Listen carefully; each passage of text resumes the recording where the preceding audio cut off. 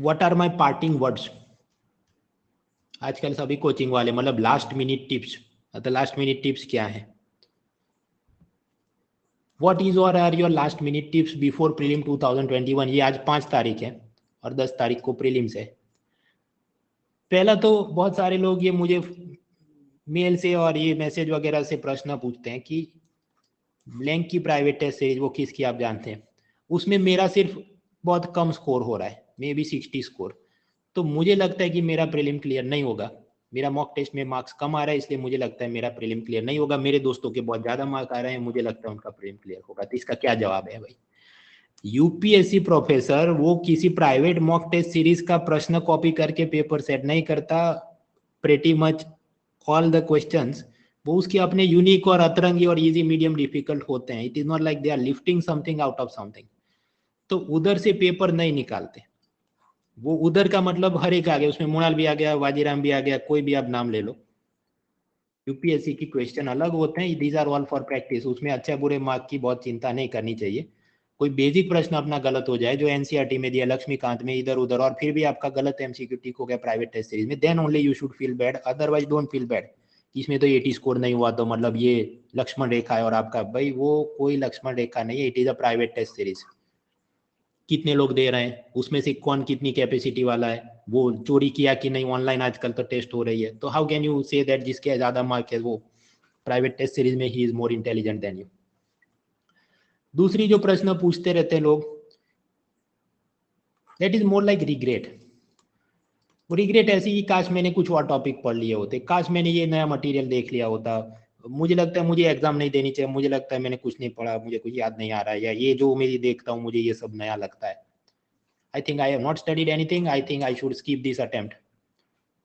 तो इसका क्या जवाब है भाई? अगर ये एग्जाम 3 महीने देरी से ली जाए, ये अक्टूबर में है, तो चलिए नवंबर दिसंबर जनवरी में ले लेते हैं 2022 में, तो क्या आपको लगता है कि उसके एक हफ्ते पहले D-1 वीक पर आप ये कंप्लेन नहीं करेंगे कि काश मैंने और ज्यादा पढ़ लिया होता? भाई इसका तो कोई अंत ही नहीं है। वो डेली न्यूज और ये वो के चक्कर में आपको हमेशा ही लगे कि ये नया आ गया और मैंने पढ़ा नहीं, उसके कोई अंत नहीं। तो करने को तो मुझे भी रिग्रेट हो सकती।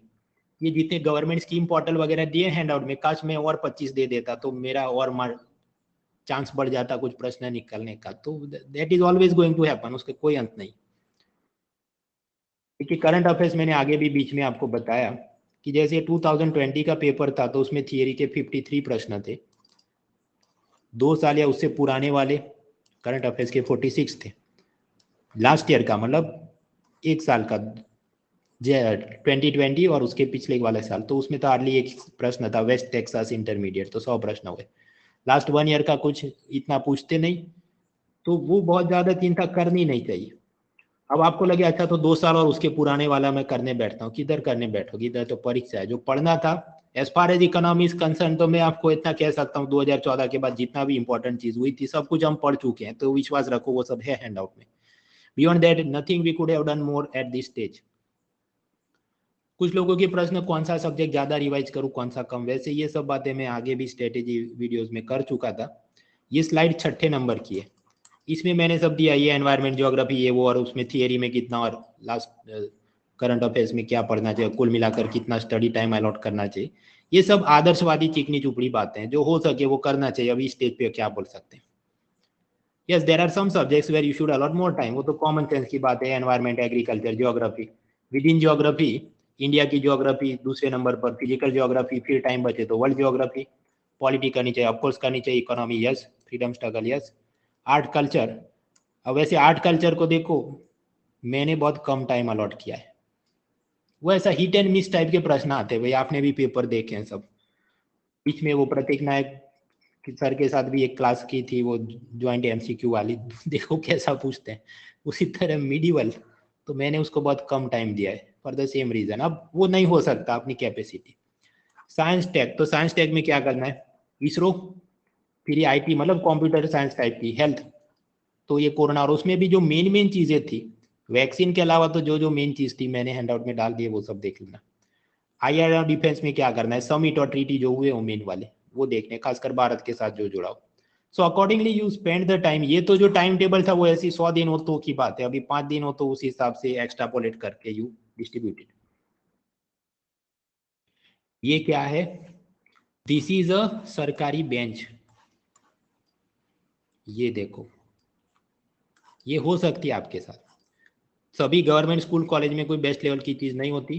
कुछ लोगों के नंबर आप में से ऐसी स्कूलों में आएंगे कि वहां पर वो समझो क्लास 5 को बैठने वाली जो बेंच हो, ऐसे क्लास में आपका नंबर आए, आप बैठ के ठीक से लिख भी नहीं सको, और इवन वर्स्ट। तो उस वक्त क्या करना है? क्या करना है तो भाई घर से एग्जाम पेड लेके जाना है, क्योंकि समझो आप इधर ये करने बैठोगे, यहाँ पर फट जाएगा, आपकी OMR शीट फट जाएगी, राइट?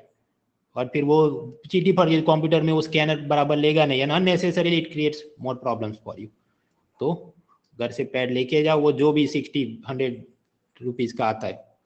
अभी खुद लेने के लिए बाहर जाने की जरूरत नहीं है, अपने मम्मी पापा किसी को बोलो वो लेके आए, फ्रेंड वगैरह को। इसी के साथ एसोसिएटेड एक और चीज है, don't fight with hall supervisor. This is based on actual real events without any embellishment.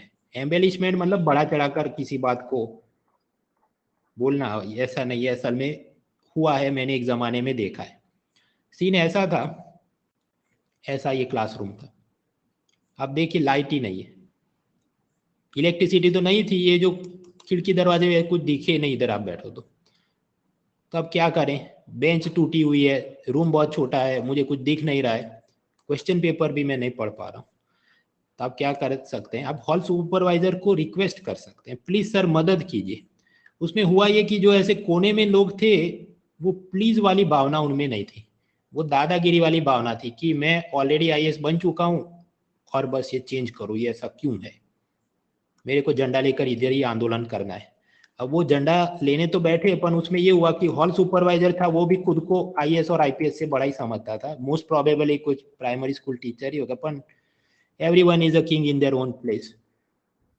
तो रुक बेटा, तेरा टाइम और अटेम्प्ट दोनों बर्बाद करवाता हूँ। 40 मिनट्स तक नोक जोक चली इन सब लोगों की, सोल्यूशन तो कुछ नहीं आया। अब समझो वो अपना जो पेपर है उसमें 40 मिनट्स चले जाए, आप कैसे बाकी का पेपर सॉल्व करेगा? और दूसरा कि अपने ब्रेन पर असर होती है इसकी, ऐसा आप जब झगड़ा करें या स्ट्रेस में आ जाए तो बाकी के भी प्रश्न में गलती हो जाए। So respectfully try to work out something, don't try to create a scene in the exam hall. ये जोमेटो डिलीवरी बॉय नहीं है, ये हॉल सुपरवाइजर है। एग्जाम खत्म होने के बाद क्या होगा? 2-3 दिन बहुत धमाल होती है ऑनलाइन आंसर की। अब जो ऑनलाइन आंसर की होती है 2019 की, तो उसमें क्या हुआ था, मेरी खुद की वेबसाइट में मैंने जो आंसर की डाली, 100 में से 3 प्रश्न तो मेरे खुद के गलत थे, क्योंकि उसका UPSC का इंटरप्रिटेशन कुछ और था, मेरा कुछ और मैं ऐसा अकेला नहीं, दृष्टि IAS बाबा, जागरण घोष, विजय बाइजू, इनसाइट शंकर, वाजीराम, कोई भी निकालो, सबके ढेर सारे प्रश्न रॉन्ग हो जाते हैं। इनमें इनकी कोई गलती नहीं है, वो UPSC का अपना ही कुछ और दिमाग चलता है कुछ प्रश्नों के अंदर।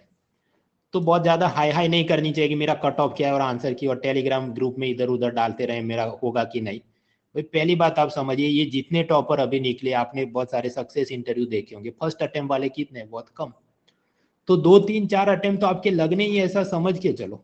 So suppose this is your second attempt, तो ये मान के चलना है अच्छा अभी मेरा और इन्वेस्टमेंट होगा इसमें, you have to be ready for that.